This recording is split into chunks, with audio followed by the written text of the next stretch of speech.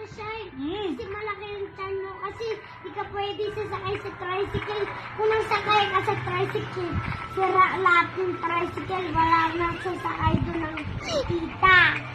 Eh, problema mo ba sa tiyan ko?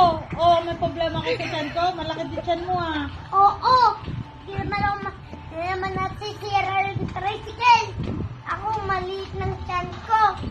Patingin. Oo, di naman. O, tapos ano pa? Kulit ng pakla. Sasama nga daw si tita sa SM. Sasama ko, sasama. Sama. Antay mo muna to. Eh, saan sasakay si tita?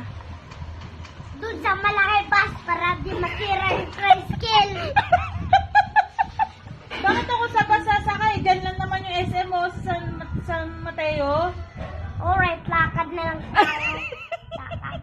Lakad. Dito pa nga lang pag-alis sa bahay, papunta doon sa Talipapan, napapagod ka na. Sandali lang. Bakit ayaw niyo sumakay ng tricycle? Kasi masisira kasi yung tricycle kasi tita. Kasi Kung makaturo to, wagasak. Bakit masisira yung tricycle? si tita kasi isang laki ng tiyan niya.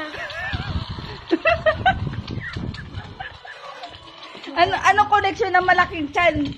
Ha? Anong connection ng malaking Kaya tiyan? to sa tapa kasi buntis sila. Ha?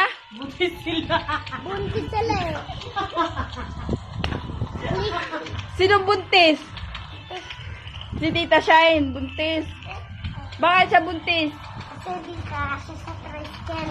Eh si Tito Kokoy? Kakasya din. Bakit? Kasi tito pa siya, dito siya mataba. Pagdating kay Tito Kokoy, vibes na vibes kayong dalawa. Bakit pati kay Tita Shine hindi? Ba't kay Tita Shine galit na galit ka? Ha? Sagot! Tita. Bakit nga? Sagot. Ayaw na? Ayun.